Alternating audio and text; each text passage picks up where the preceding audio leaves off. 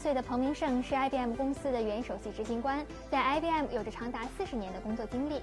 他毕业于美国约翰霍普金斯大学，1973年进入 IBM， 从销售员做起，曾就职于 IBM 的日本分公司。1997年至1999年期间，他先后在 IBM 个人系统集团全球服务部门以及企业系统部门担任过高级副总裁的职务。2000年，他被任命为 IBM 董事长及首席运营官。2003年至2012年期间，出任 IBM 首席执行官。在他的任职期间 ，IBM 的财务表现屡创佳绩，同时呢，实现了向效率更高、管理更灵活的全球整合型企业的转型。2013年，离开 IBM 的彭明胜成为彭博新闻社的独立顾问，主要负责公司的信息数据咨询业务。2016年2月，他又被美国总统奥巴马任命为加强网络安全促进委员会的副主席，工作重心呢在于维护美国未来10年的网络安全。不久前，彭明胜接受了财新时间的专访。So could you tell me what's your experience about contributing your whole career life to same company, IBM? Yeah, it's a great question. When I first joined IBM right out of the university, I never thought I'd stay in one company for 40 years. I thought what I would do was I'd start working at IBM and either return to business school or get the training of IBM, which was 40 years ago, so that was equivalent to going to a very prestigious business school, and then try something else. But what I learned about IBM, it was so large and so diverse, and it was so global, that I never had to leave IBM to almost change careers.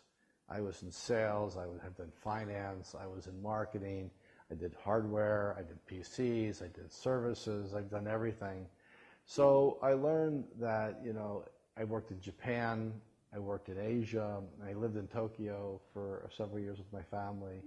So IBM was so diverse and so large geographically that I kind of came to the conclusion there was no reason to leave IBM if I wanted to do something different or in a different part of the world. As long as I was doing my job, I could just ask to go and they would send me along.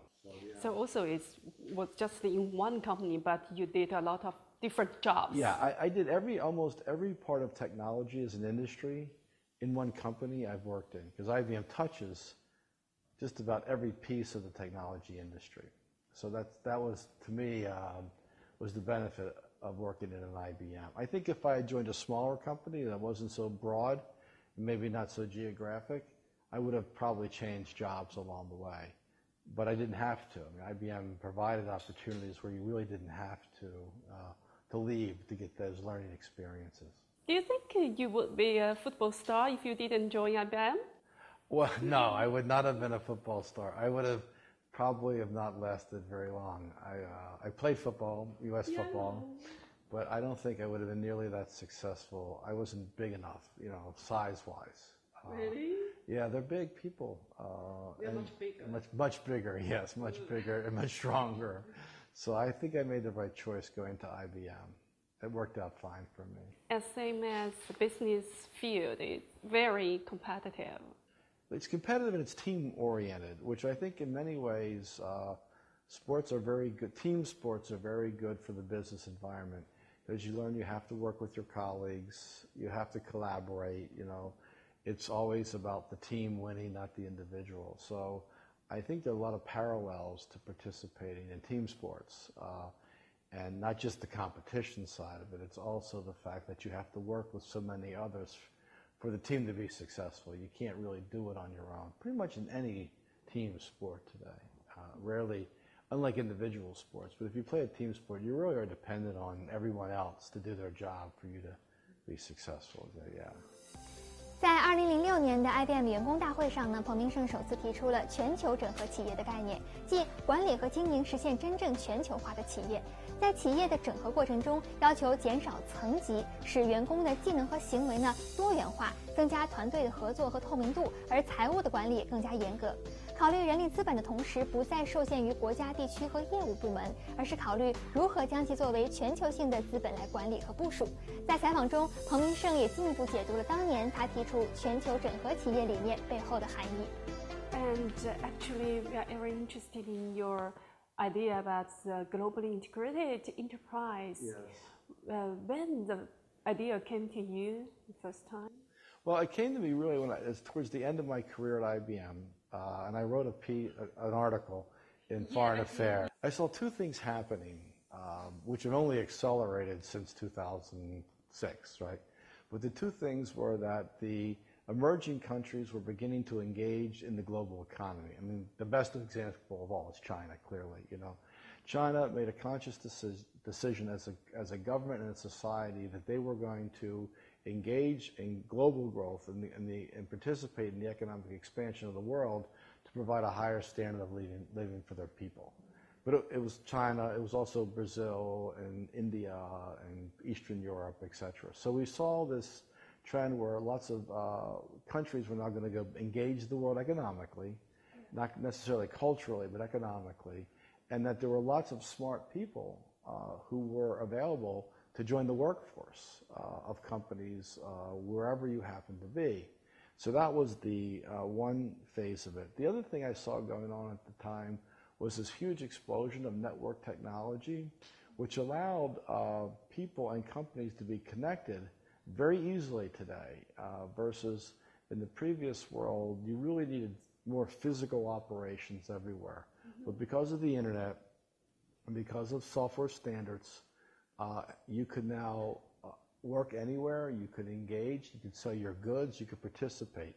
So the integration of the emerging markets into the global economy and the network connectivity that was occurring, I saw this vision that the corporate structures would change, and they would have changed to adapt to those two major trends. And that's, in fact, if anything, that's accelerated today from when we first talked about this in 2006. Because what you have today is a different challenge for the emerging countries, and you can see that in China, whereas initially the Indians or the Chinese or the Brazilians, what they could do is offer a low-cost alternative. Let's say manufacturing. I mean, China many times, as you know, has been called the factory of the world. Mm. Well, now that phase of economic growth has matured, China as a society, as an economy, has to move to an innovation-based economy. So they need to create innovation, intellectual property, and Chinese companies now need to expand beyond just China as a market. So that's one trend that's accelerating this view that we had. The other thing that's also driving it is technology's even become more advanced and even moving more quickly. And these ideas of a platform business model, a great example is Alibaba as a platform-based business model that's created this platform that facilitates easy commerce for hundreds of millions of people in China and all over the world. That business model today, these platform business models, allow companies to absolutely grow and expand without having to have the assets that you would have had in the past. So what we saw in 2006 is actually accelerating in pace and speed and forcing much more change and adoption by companies, and I think also by governments as they look at these trends. Yeah, but also it's because the company, IBM, has been changed by your leadership from a company selling computer and providing IT services to a company providing whole solutions. Yes, exactly. That's also the basic. You start to the changing. You could see that because of these trends, you could see that basically enterprises were more interested in the outcome, and so therefore they wanted a solution versus buying various pieces of the technology. As they began to grow and expand. At the same time, you saw many, many companies trying to get help with how they globally expanded. A great example is Geely, a Chinese automotive company, as you know, where Chairman Li has done a wonderful job of taking it from two wheels or scooters to four wheels, now automotives, to the acquisition of Volvo, to now a very large global automotive company or transportation company from where it began. The Geelys of the world with their ambitions to completely become much more international. In IBM, when you started the company to change it to integrate it in this company, yes, exactly. I saw the data showed that the cost had declined a lot. Correct, right? Yes. Yeah. And the reason the costs have come down so much to operate the company is because we began to share the resources. So what we talked about in a globally integrated enterprise is that you can now begin to make it bigger, scale it, and then share it. So what would you share? Well, you can share your human resource systems. You can share your financial systems, your information technology systems, your competency centers, your research facilities. So the way that we were able to drive the productivity in IBM was creating these large centers where people shared the assets themselves. They shared their data centers, they shared the data factories, they shared the research facilities and the like. And our supply chain became common and shared within all the various businesses. So the key to driving the productivity in IBM was the ability to share or to get more utilization out of our asset structure is what we were driving.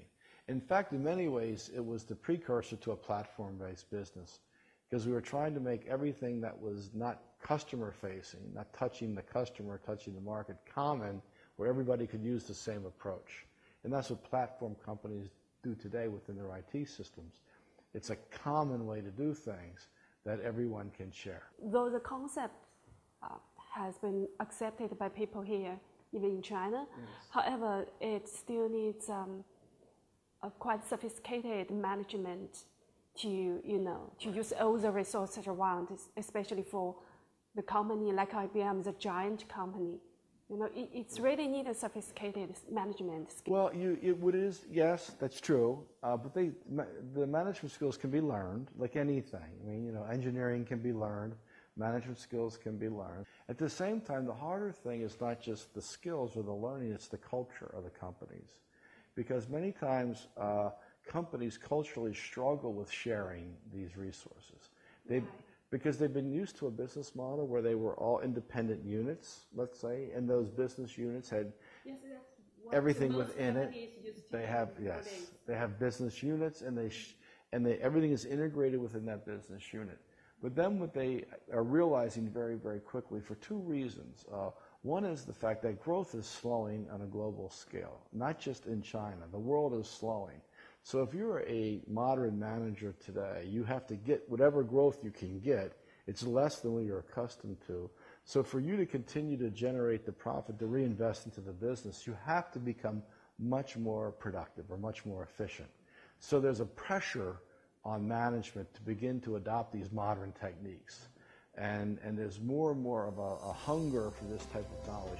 在有着亚洲工作经历的洪明胜看来呢，中国市场的潜力无疑是巨大的。他感叹于中国在近年间的飞速发展，也赞赏中国企业家富有创造力、善于把握机遇的特质。同时呢，他也建议更多的中国企业完善自身管理机制，走向海外，寻求更好的发展机遇。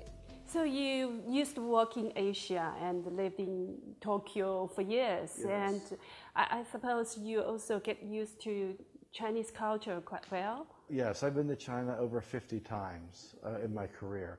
I think my wife who's with me, this trip has been here over 25 times. So we love China, yeah. Her favorite place to go in the world is China. In this 1 or 2 decades, this market or the people here in China have changed it a lot. Oh, what's your impression of that? Absolutely incredible. I think it's a phenomenon I think will probably never be repeated in modern times. The first time we came to China, we visited Beijing and Xi'an in 1989, right? In 1989, which wasn't that long ago. If you think about Beijing, the capital, there were very few highways, very few automobiles, mostly bicycles and scooters, right? People were still eating with coal briquettes, so therefore there was this always cloud in the wintertime because of the smog associated with the heating, with these coal briquettes and those kinds of things. Worse now? It has become worse now, but it's being addressed now by the government and by society. Then it was not being addressed. So my point being is if you look at that then, and then we came back for the opening ceremony for the Summer Games in Beijing. Yeah. The difference in Beijing in no more than 20 years was phenomenal. What's changed?